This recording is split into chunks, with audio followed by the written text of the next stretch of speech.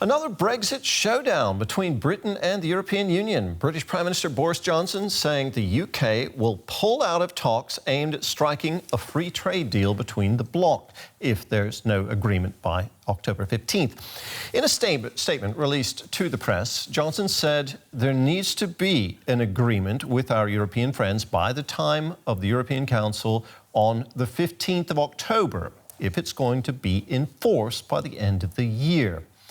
If we can't agree by then I do not see that there will be a free trade agreement between us, and we should both accept that and move on.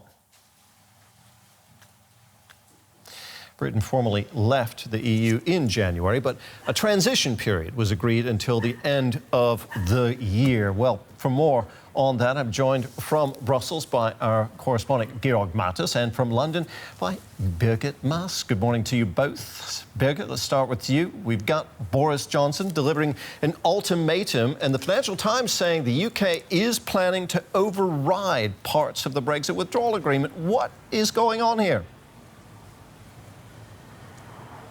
Well, there's quite a lot of movement here in London when it comes to a new push for the Brexit talks. And one is, as you said, this new ultimatum. But potentially more controversial is the so-called internal market bill. And this is a new legislation that the UK is expected to start on Wednesday.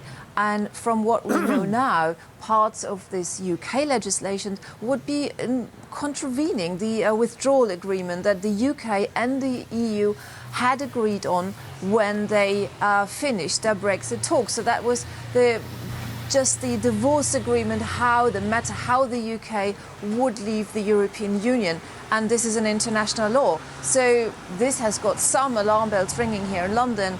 Experts and also critics of the government are saying, well, if the UK wants to be this new and so self-confident global Britain, it needs to be trusted and it can't go back on any international agreements that it has with the European Union, with its biggest trading partner. So quite a bombshell announcement and an interesting weekend to come in London and when it comes to the UK-EU talks. Well, alarm bells must be ringing in Brussels, too. If London rips up the withdrawal deal, Georg, what would that mean for relations between the UK and Brussels?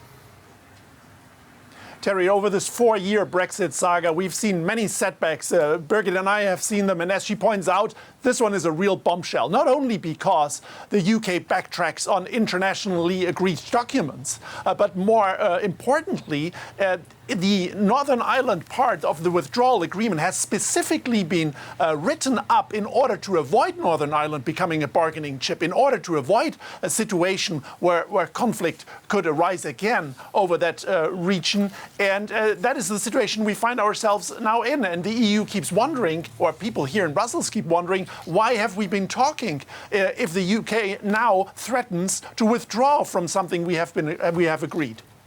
Well, indeed. Let's talk a little about Northern Ireland. Should the UK goes back on its agreements with Brussels, that could have ramifications for that border between Northern Ireland and the Republic of Ireland.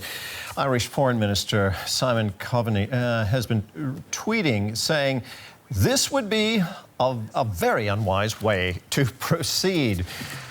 You can sense a sort of underlying frustration there. Georg, remind us, what's at stake here regarding that border? Oh, a lot of it is at stake. Look, a number of things in the whole Brexit problem you could resolve with some low-key deals. But what you cannot resolve is the fact that Northern Ireland and the Republic of Ireland have a common border. And this is an open border on the island of Ireland. Now, Northern Ireland belonging to the UK and Ireland, the Republic of Ireland, belonging to the EU.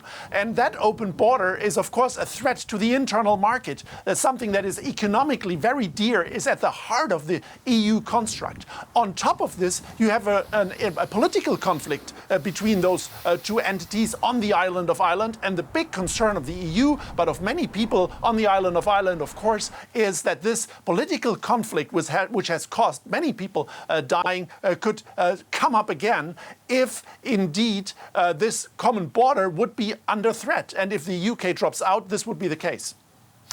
Birgit, if the UK does scrap the withdrawal agreement with the EU, how's this likely to go down with the British public?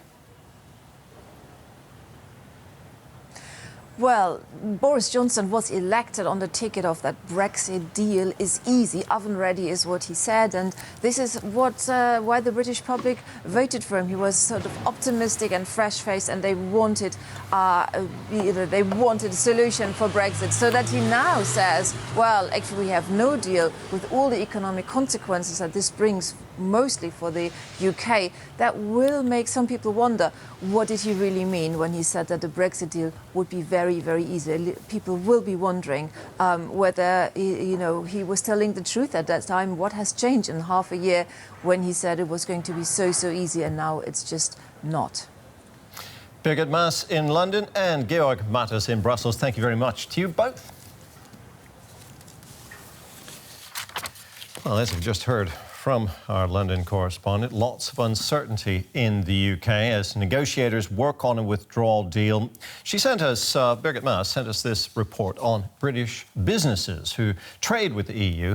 Many are worried that they'll be forced to compromise on prices and products that keep their customers coming back. Whoever shops at Borough Market in South London is looking for the best quality, tasty treats from across Europe. Dominic Coyte sells Gouda cheese from the Netherlands. Dairy cooperatives in France deliver Comté and Morbier. In the summer there's feta cheese from the Greek island of Lesbos. But Brexit poses a threat to his little cheese paradise. A massive worry. And it has been worry since the referendum. Already we were on our third stockpiling plan to make sure we got enough stock at the prices that we're currently paying, and we don't have to incur any higher prices that might be introduced by higher tariffs. Coyte shows us his storeroom. He's worried that the already pricey cheese he sells will be slapped with high tariffs. That's assuming it can even be delivered undamaged. With new border checks, goods could be held up for days. The transport logistics is going to be that much more complicated. It's going to be expensive because there's going to be extra paperwork involved, and I can only imagine it's not going to be as free-flowing as it is currently. Food experts warn that the supply chains of fresh products could be disrupted. Britain imports roughly 80% of its fruit alone. Merchants also have another worry. If there is no trade deal with Brussels, the US might fill the gap. Food products could even become cheaper. But what about quality? American health and environmental standards are lower, for example, when it comes to meat. I think the real worry is that if we get these influx of much cheaper food being imported, that actually supermarkets will opt to stock those, chain restaurants may opt to stock those, and so our traders here who will only supply the best food at a fair price means that the disparity between what consumers are offered is going to be much wider than it already is. Cheese merchant Dominic Coyte has had lots of discussions about Brexit, including with Max Tucker, the fishmonger. I believe England will always be okay. Always. Call me old-fashioned, this, that and the other. We won world wars in this tiny little island. There is other countries that deal with us other than Europe. Coyte is preparing himself in his own way. A friend of his makes cheddar. At a pinch, maybe he'll end up selling this kind of cheese.